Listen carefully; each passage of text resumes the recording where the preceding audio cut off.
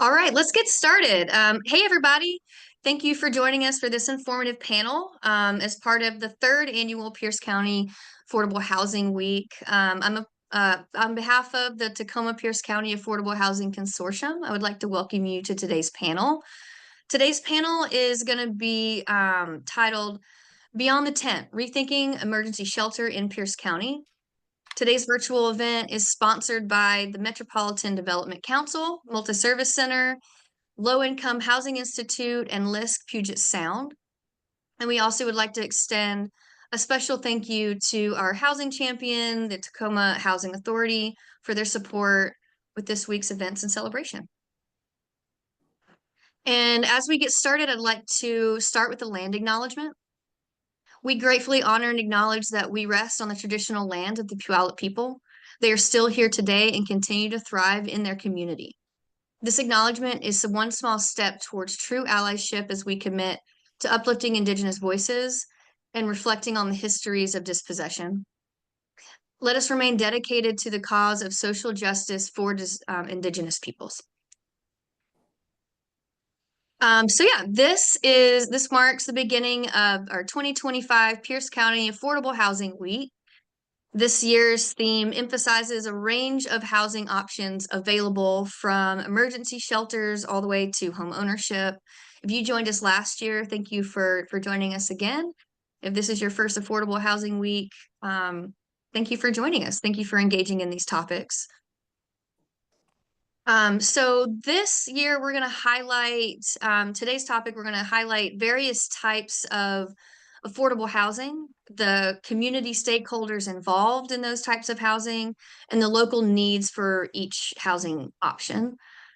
Through these conversations, we're going to challenge you to expand your understanding of what home actually means, and recognize the diverse paths people take to get there. So through panels and tours and community events, we're going to be exploring how to create Pierce County, a Pierce County that has home and stable, safe homes for everyone. And you can learn a little bit more about what's going on this week in terms of our events and that sort of thing by visiting our website, and specifically the Affordable Housing Week webpage of the website. We can throw that into the chat.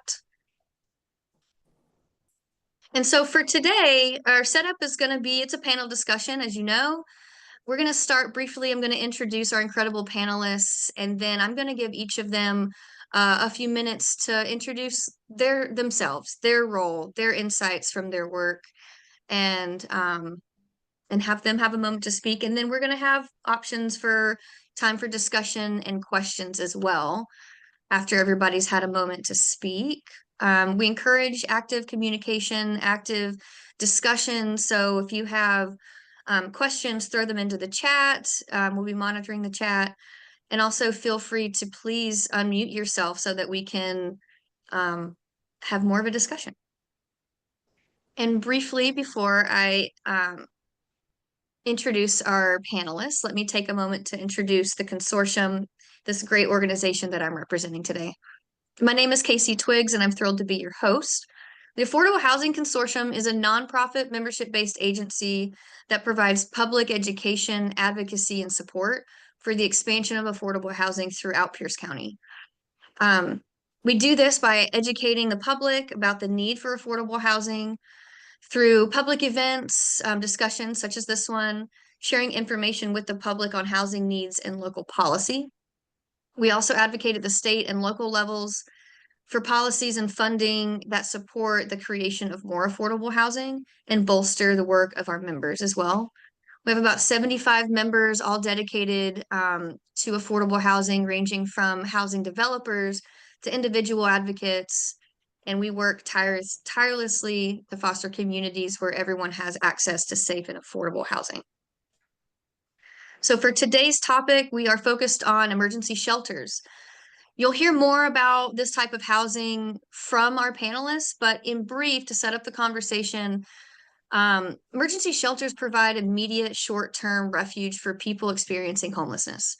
They serve individuals and families who often have no income or fall well below the 30% of area median income, or AMI.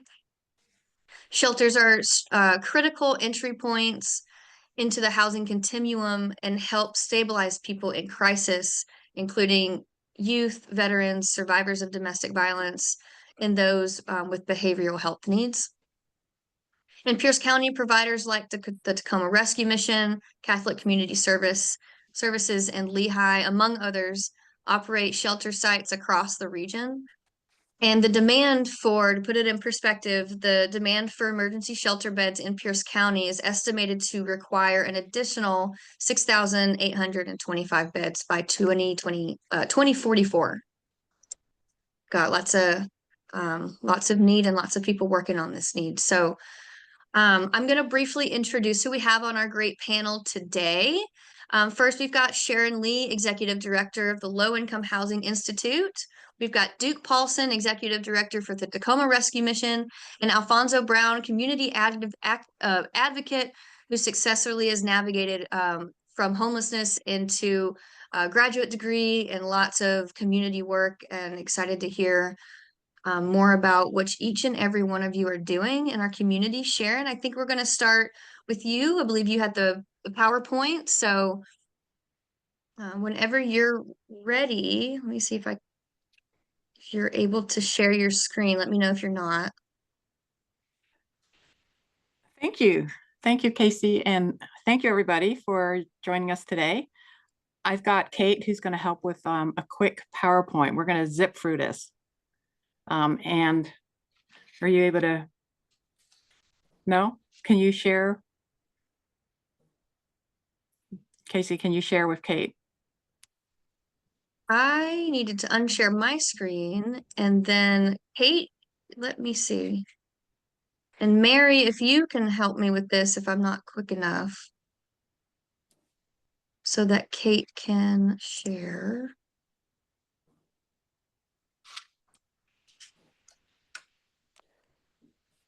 Try now, Kate. You should be able to now after I stopped.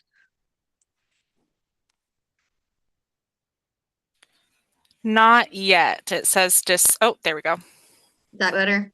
Okay. Great. Thanks. I'm going to zip through this, and you'll see some pictures of what we've been doing in Seattle, Tacoma, and Lakewood, and other parts of the community. Okay, next slide.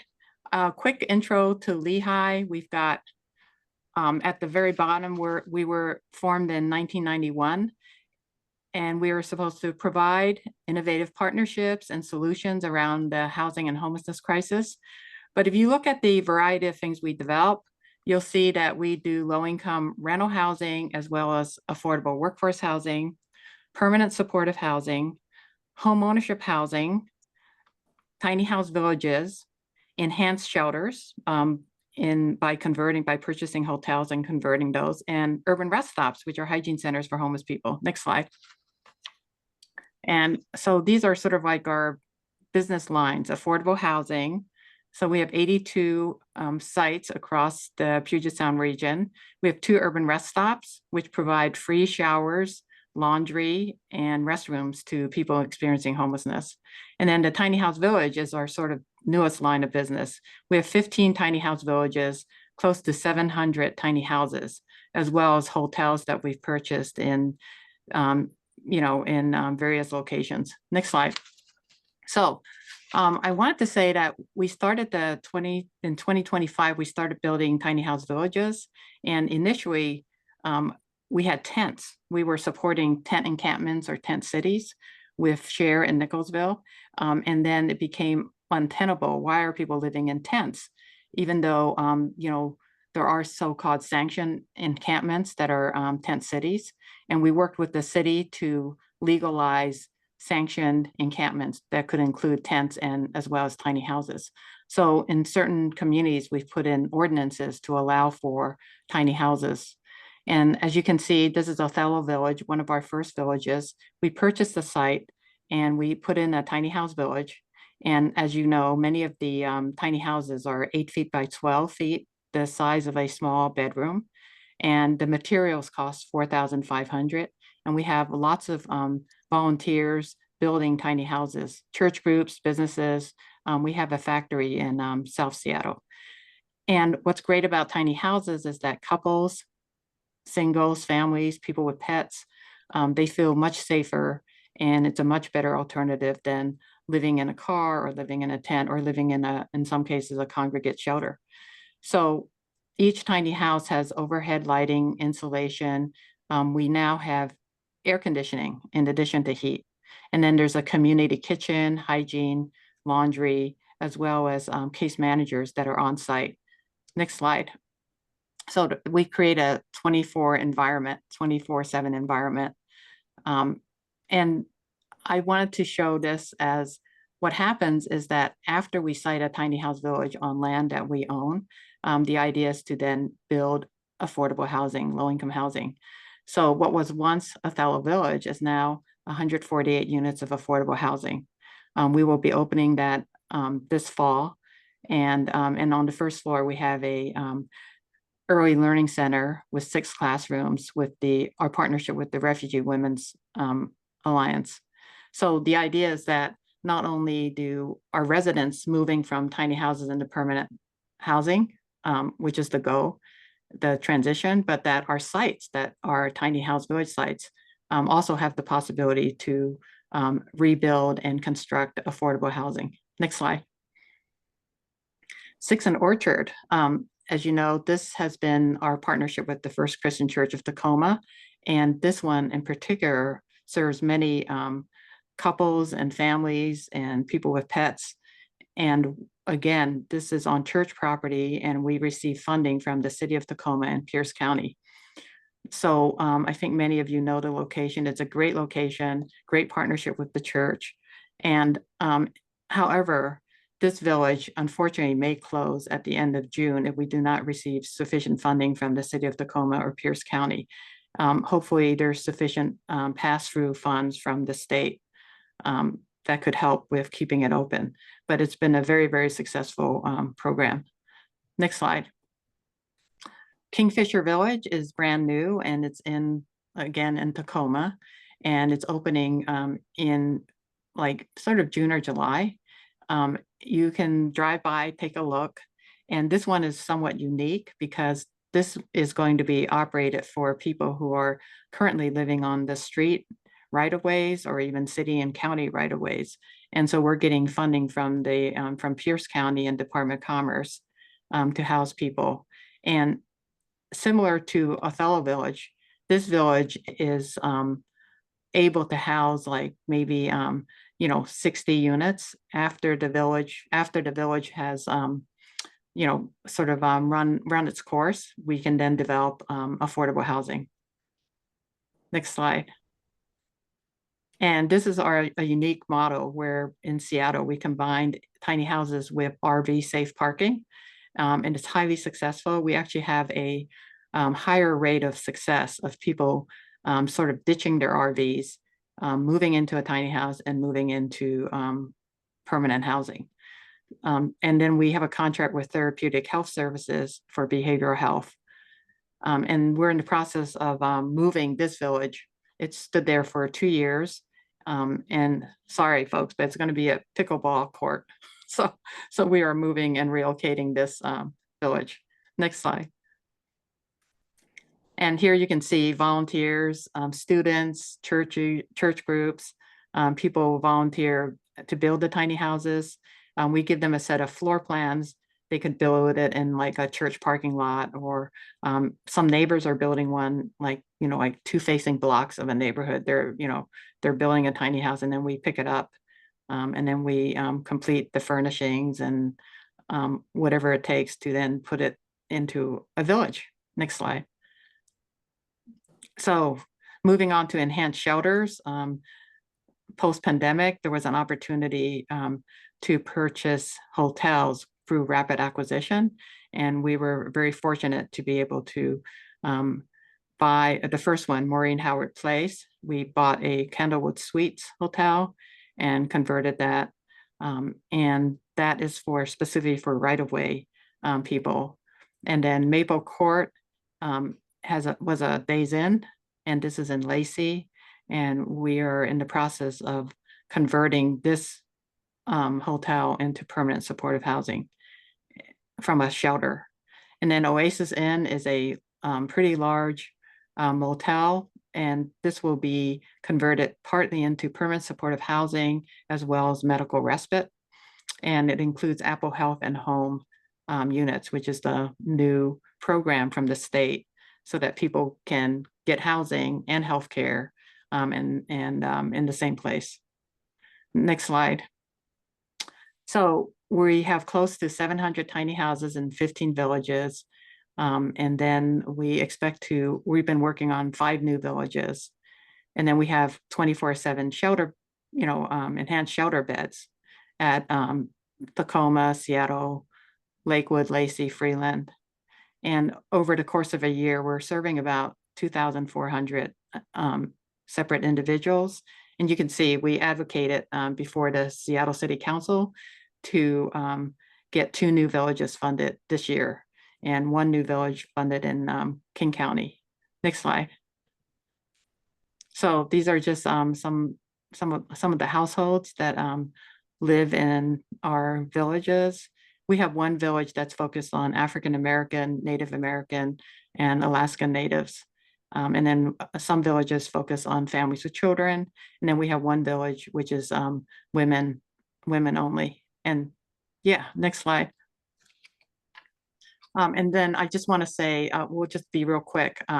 This is a site where we are opening in May, and it's permanent supportive housing. So we don't just want to do tiny houses. We want to make sure that there's permanent housing. And what's great is that we're in the process of leasing up, and we have homeless individuals who are living in tiny houses are now moving in, as well as people who are living in some of the hotel shelters are also moving into permanent housing. And this is our partnership with Asia Pacific Cultural Center.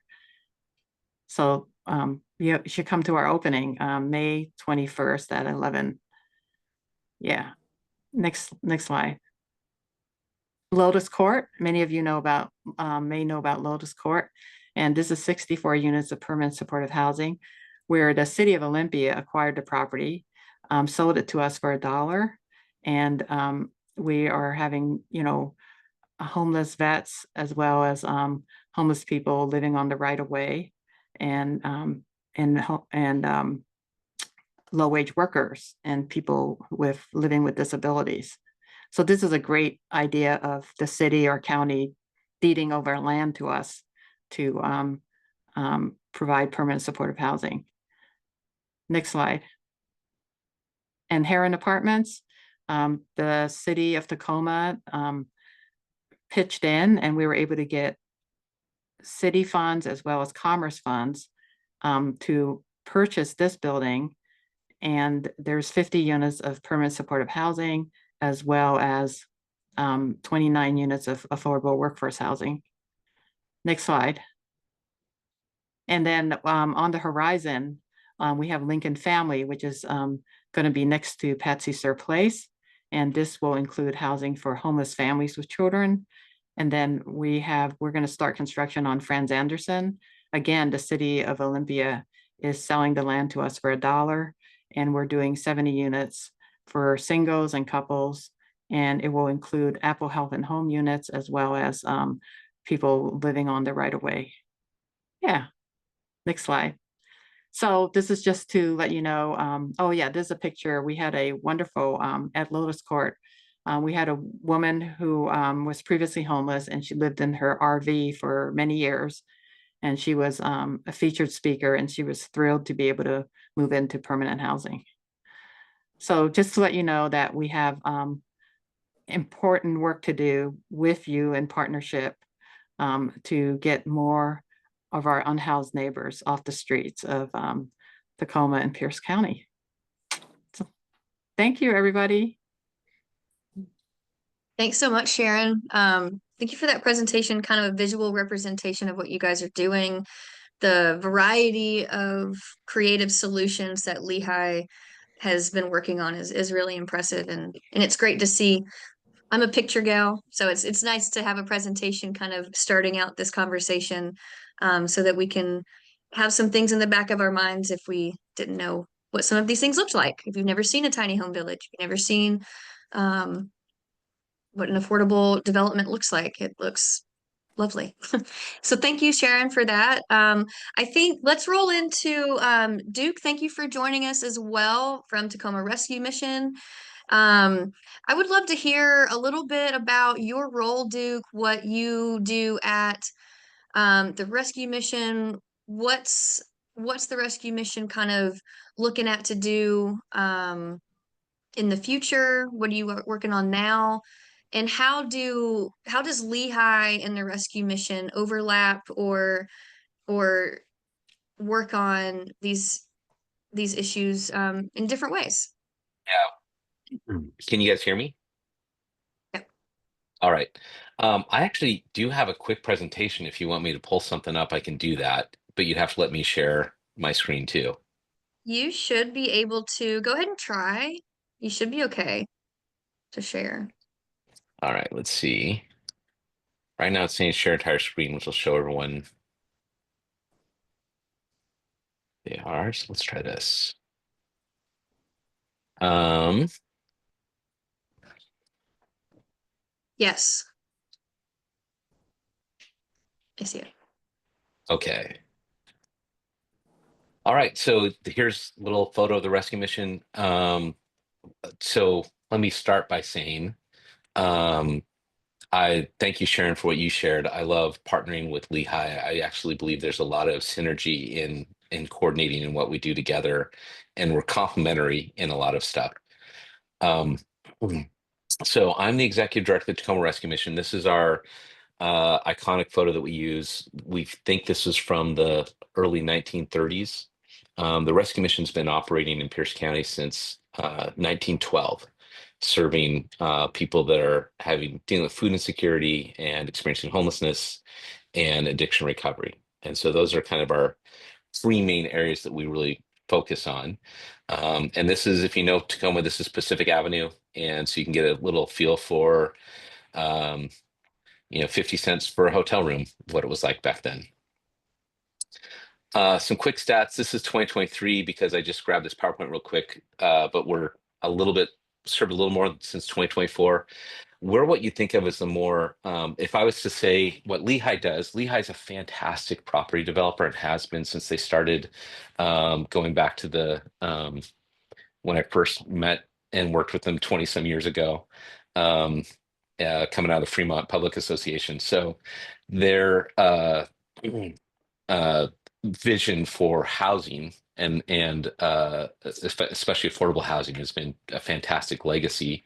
The rescue mission is more what you think of for a long history of working with people that are just experiencing homelessness and need just a place to stay and a meal and support and help to say what's next. So we serve about 1,000 meals a day at the rescue mission that are, again, free for anyone in the community to come to. It's not just people staying in, we don't have 1,000 people a day staying with us. So we do serve about 3,700 unique people a year. About 20,000 connections are made through our outreach team. So we have vans that go out both during the day and at night, 7 days a week, out to the community. So it's what we have within our walls and then going out through all of Pierce County to encampments and doing outreach to people, bringing services, in some cases, helping people move into housing without ever coming into a shelter or home in any sort, but going straight from encampment to shelter or to housing. 700 plus people either moved into permanent housing or attained a job or graduated from our addiction recovery program. So about 2 people a day are leaving homelessness into something better, which is our goal. 3,700 hours of our programming. We do a preschool, we have a family shelter, 1,500 hours of mental health or substance abuse counseling. We do have permanent housing. We have about 60 units of permanent housing. And at any given night, about 500 people are under our roof. And on extreme weather nights, it's more like 650. Quick, just overview. I know I'm preaching to the choir, but we talk about homelessness being the end result of a lot of failed systems. So this is a stolen from Mobile Loaves and Fishes visual that I really appreciate, that homelessness is the dead end. It's circle roundabout in the middle of so many areas that people are struggling in, whether it's loss of family, unable to access affordable housing, wages, substance abuse disorder, mental health care, foster care, medical issues, disabilities. So many things go into homelessness. And so when people say, what do you fix? You don't start with, for us, it's not just house isn't the only thing. There's reasons why people end up in this situation as well. So if we want to go upstream, we're dealing with multiple issues with people at the same time. A little bit about the cost of chronic homelessness. This is just taken from the national average of about $35,000 a day. When I talk about this in the community, I don't say if we house someone, we're not saving the community $35,000 a day necessarily, a year. But what we're doing is we're freeing up resources for the community. So if there are fewer people that are in the ER or that emergency services are responding to, that means that they're able to respond to people who are not experiencing homelessness. So if a police officer or fire or other services are going to someone that's experiencing homelessness and we're able to help them, now there's a fast response for the rest of the community.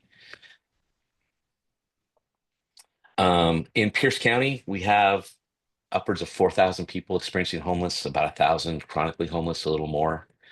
20% of shelter residents are chronically homeless. And so that's kind of the big picture of the homeless need that we have. I had a call from someone in Des Moines, Iowa, a month ago, wanting to know, learning from what we're doing and how we're partnering with the county and the city and others. And they were talking about, Des Moines is a little bit bigger than Tacoma. It's about 900,000 people, and it's a greater metropolitan area of about 1.7. I'm like, that's actually more similar to Seattle. But their point in time count would say that they have roughly 900 people experiencing homelessness in Des Moines, Iowa. And my jaw dropped a little bit. I'm like, wow, okay, that's very different than the numbers that we're dealing with in a much smaller city and county in Seattle. The scale is different. The West Coast is just a different area. So I'm going to pause for a moment because there's two things that are going on. What I just described initially were what the rescue. Oops, I'm going forwards rather than backwards here. For the rescue mission, our primary goal for over a century has been people experiencing homelessness and just congregate shelter and addiction recovery support and food. And we're shifting to do more housing as well. And so I would say what we found is that in Pierce County, at least, there's room for both. So there's non-congregate shelter can be very helpful, as Sharon said, for people, for couples. It's very hard to have couples in shelter and to understand, are they really a couple? How do you define that? How do you know that you're not aiding and abetting an abusive situation, etc. But congregate shelters still allow pets, still allow anyone to come. Matter of fact, we're low barrier shelters that allows anyone to come in no matter what. And our data and statistics for people that leave shelter into permanent housing is actually as high as congregate shelter and higher in Pierce County than in other counties at a lesser cost. And that there's reasons for that. It's not as comfortable necessarily. It's not as easy. It's not as long term. And you're only given the way we operate our shelters. You can come in for 30 days. And after 30 days, if you're not engaged with a case manager, you're asked to leave. If you are engaged and working on the steps to move out of shelter with case management support, it's extended 30 days longer and then extend 30 days longer. And we will continue to extend that. We don't want to kick someone out. Hey, I've got a job and I'm starting to save money and 90 days is up, you're out. Traditional congregate shelter, however, does stop at 90 days and people are kicked out and you can't come back for another 90 days. Real quickly, just because people want to know about this, we are working on a tiny home village, which will be the largest permanent supportive housing project in the state. 285 units of housing for targeting chronically homeless people, 55 and older with disabilities. And you're talking people that are, unlike affordable housing where you're 70, 60, 50% AMI, this is the true PSH, people that have little or no income having a place to stay, paying rent and being involved. It's out in Spanaway, off 176th and Spanaway Loop Road. I'm going through this fast, but here's just a layout of getting into the village and having that large layout of supportive services would be provided on site. So with 285 homes, we would have multiple living room spaces for people to provide to get services, whether that's addiction recovery, financial support, mental health support, medical care, all on site. This is it's not a tiny home. We are calling them cottages because a typical tiny home would be between 85 and 95 to 100 feet. I know Sharon, they have done cottages also now that are over 300 feet. These would all be 300 and 400 square feet homes that have bathrooms and sinks and stuff actually in the unit, air conditioning and heating in the living room and storage space. So I'm going to stop my share there. Just to say that's kind of the overview of the rescue mission and what we do. I think where we're really complementary with the congregate shelter system and the true low barrier system of we accept anyone, just come on in, you can be drunk, you can be high, you don't have to have identification, you have a need, you can come and have a place here and we'll work with you. And our case manager's engagement with people is geared towards removing barriers. And we've successfully had people move into Lehigh's facilities, and I appreciate their housing and the partnership with that. And I think where we really have a high emphasis is on the real tip of the spear of people that are just at the where, again, we have a family shelter, a shelter for women, a shelter for men. We have housing also for clean and sober housing as well. And so we really work on just giving a safe place for anyone to come in and just get started on the process and find a friend that'll help them and get them geared towards where can we engage you further in the community, and bringing all the resources together. So that's kind of the bigger picture of the rescue mission and how we hand off with each other, I think. Thank you, Duke. That was a good explanation of the similarities and differences between your two organizations, really feeling a need and being intentional about your creative solutions for housing insecurity and homelessness. And I want to move over a little bit, and I want to bring in Alfonso for this conversation and really, because what we know about homelessness is limited by what we know, what we've experienced, but it's also, housing insecurity and homelessness, they look very, very different for everybody. Housing insecurity can look like a roof over your head, but you're just not really sure if you can or if you'll make rent or how behind you'll be. That's housing insecurity that adds into, the health aspects and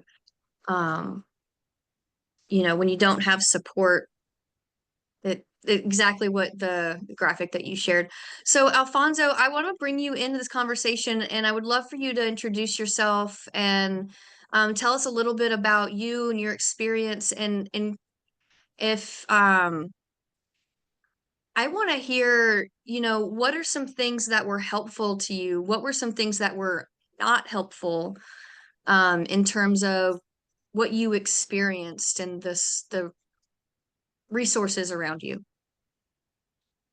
Well, first of all, I just want to share this fact.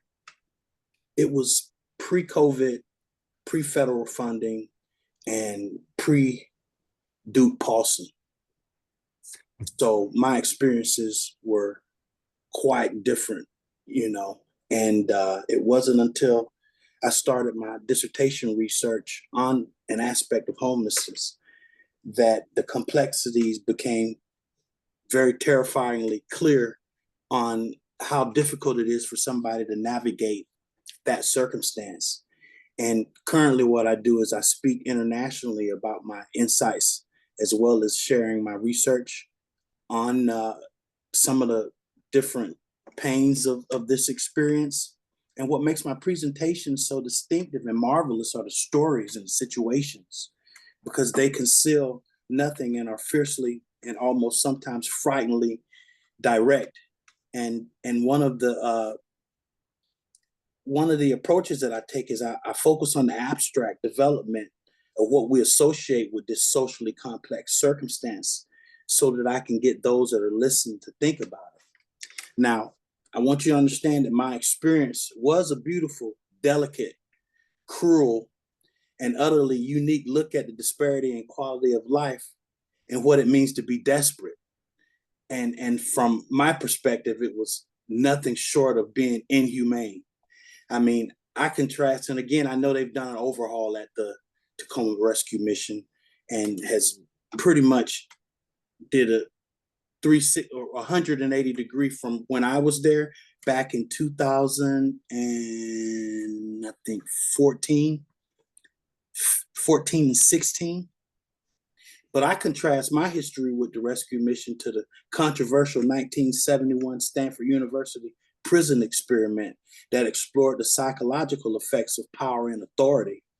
I mean, it's true when they say that people conform to the social roles that they're expected to play, because it was riddled with violence, whether it was staff on residents on staff. I mean, it was out of control during the time that I was there. Now, again, this particular era was pre-fences. All of that property that leads down through the mission that's fenced off now, all of that was open. People was laying out in the grass and doing what it is that they do. You had people that were standing in the bushes across from the entrance, and it seemed to be a lot of chaos. And I believed it to be almost as having a stage 4 diagnosis. I mean, I had 2 degrees when I was at the shelter the second time and was asked to leave. And so I had a place, but they were in the process of doing some renovation. And the policy at that time was you could only stay there once.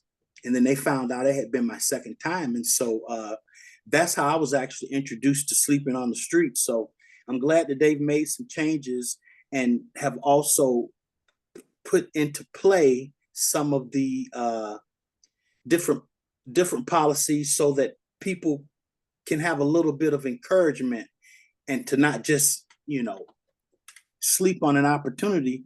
And I was grateful for that, because it provided me some support, because I was studying at Evergreen on the south side of the Tacoma campus. And I was walking to school every day and not having to worry about returning to a place that wasn't available. I could put my belongings there. I got a meal. And so it did help me out.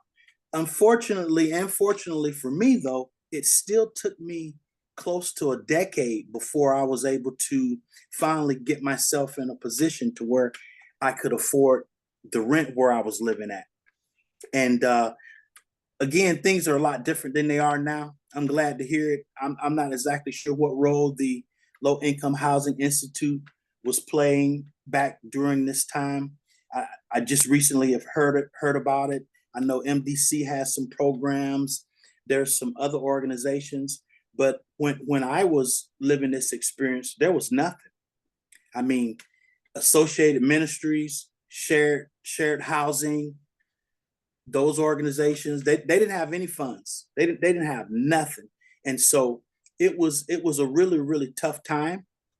And during, again, my research, because we are talking about, beyond the tent, I came across a theory that's called the construction of meaning through vital engagement, which combines the concepts of John Dewey, which believes that people's experiences are constructed from interactions with the socio-cultural system. And the idea that one important way people find meaning in their lives is by becoming deeply involved in purposeful activities. And it sounds like that's what they're doing now at the rescue shelter or the Tacoma Men's Shelter, which is something that they weren't at that time. Because I still see people that were homeless during the time that I was homeless. And I always ask myself, like, what seems to be the problem? And so, the desire for meaning is viewed as a fundamental human motivation. And those sources and meaning in most people's lives are relationships.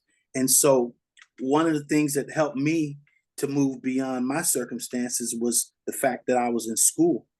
And so I started at the human service, so I understand, that frontline perspective. I have a undergraduate degree in social science, which is the dynamics, the culture, economical cultural aspect. I have a master's degree in nonprofit, so I understand how systems work. And I also have a doctorate degree in education. I understand how to break those systems down and see how they work separately to create, the outcomes of that they are designed to create. And like I said, my experiences were a lot different in 2014 or I started out being homeless in 2010. So it's a lot different back then than it is now. And I'm glad to hear what some of the people on the panel, like the Low Income Housing Institute and also the Tacoma Rescue Men's Mission, is doing in the community. Yeah, I mean, thank you for your words, Alfonso, and your experience and how well you organized those thoughts. Thank you for being here, and thank you for expressing, just because an organization is doing really well right now doesn't mean that it's always given that same feeling to everyone throughout their, but that's how organizations evolve, Yep. learn from, and gather best practices. It looks like Duke has a response or other things to ask or say. Well, I want to appreciate that. One, that was powerful what you said and how that experience is. And I've been working in this community for 30 years. And more than that, actually, as I think about it. So I can say I remember coming in, and back in the day, there was, if someone wanted to get into housing or was experiencing homelessness, there was a list of organizations you'd contact: Catholic Community Services, Salvation Army, the Rescue Mission, etc. Everyone had their own list, and there were hundreds and hundreds and hundreds of people long. And the typical was, you might hear from us in the next few years.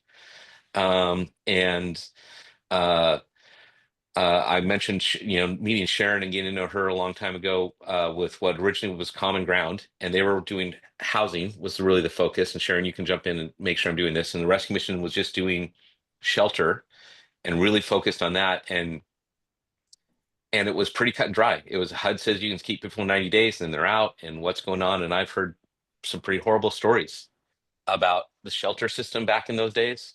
Yeah. And so it's like coming in and saying how we've matured as an organization, where Lehigh has evolved and grown, and their streams of how they serve people have grown, and the rescue missions evolved and grown, and how we serve people. And policies like, when I came in saying, hey, we're going to not promise someone 90 days, because if you're not going to engage with us, why am I going to give you 90 days? I'm going to give you 30 days. And if you engage and start to meet with us and work on it, we're going to keep going. And then we're not going to kick you out at 90 if you're doing stuff. And we'll find ways to keep working with you. That will let anyone who's a first-time experienced homeless can come here no matter what. We won't say we're full.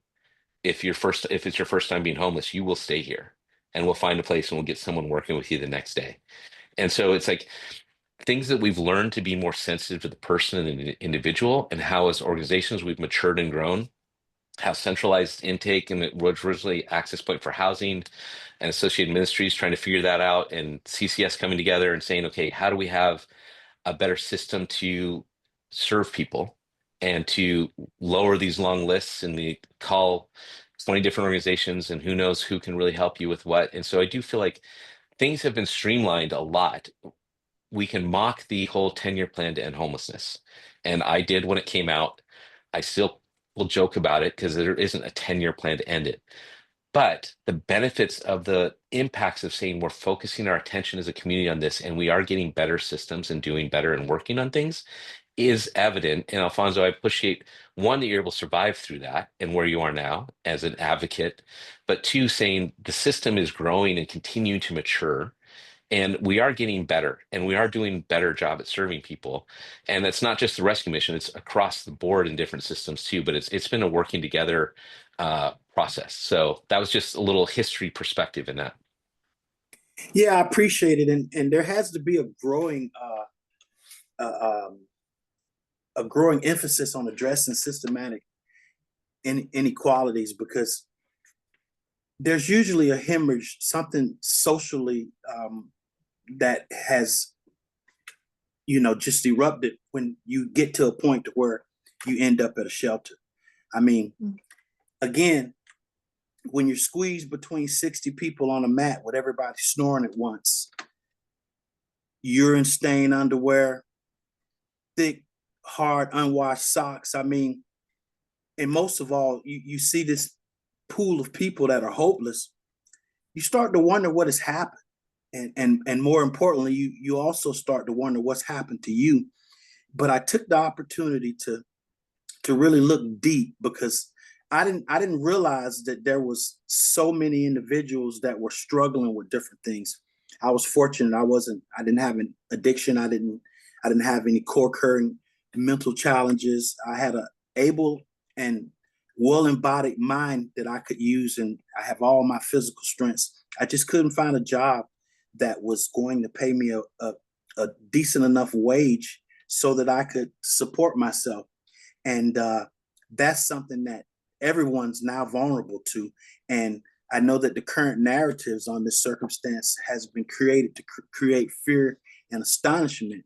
But I'm telling you, everyone's just a flat tire away from living this experience. And so I'm happy when I see those buildings go up. I'm happy to hear that, Miss Lee is doing the work that she's doing. But I really sometimes wonder if that person is pushing that Safeway cart, or the one that's sleeping under the tree outside, how close they are to getting into a place that they can feel home and feel safe. Because like I said, I was sleeping on 10 days before I started the master's program, I was sleeping on the street. And so that kind of makes me wonder, how accessible some of these things are. And I'll continue to share my story. I would love to get more opportunities locally. I haven't been able to catch much traction.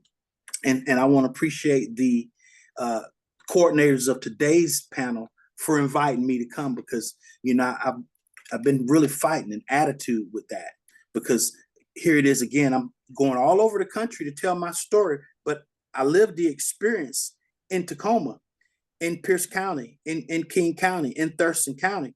But none of these people are reaching out to me, even after I reach out to them, to allow me to come and share like I've shared today. So kudos to the people that put this on today. I really appreciate it. And thank you again. Thank you, Alfonso. And yeah, knowing that, hey, if you want to come in and chat with us more and share your thoughts and experience, we are all for it. We'll have we'll get together. We'll get this conversation going more frequently, and let's do it soon. So we only got an hour for today's discussion, so hopefully this was enough. I want to take Tim's question real quick too. He's got his hand raised for a minute. He's been very patient, but I just wanted to say, we are going to take this last question or part of the discussion. If you need to leave, feel free to exit. We might run over a couple of minutes, and I'm sorry about that, but this is just a really important topic. We're dove into it, and we've got so much more to talk about, but I appreciate everyone for being here. And yeah, we've got a lot more discussion that's to be had on this topic. So go ahead, Tim, with your question or your comment. Actually, I wanted to say that I was extending my invitation to join the Continuum Care, Alfonso. Oh, hey, Tim, how you doing, buddy? Good, brother. I went through the same stuff. You kind of got a little bit of shakedown on that at the SHAPE meeting. I'm also part of the Affordable Housing Developers, New Tacoma Neighborhood Council. I still see a lot of the same people. Duke, I remember when you first started, I actually had this got into a stigma of needing spinal replacement and couldn't find any jobs or anything else. Now I'm in forced retirement, but I did utilize what services the rescue mission provides. So I appreciate those services that you continue to help grow.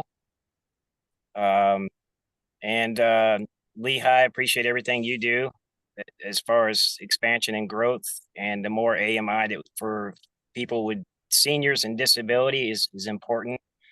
I'm seeing more and more of us in this group that are literally getting back out on the street again, and it's a tough situation. So I appreciate everyone in the room today.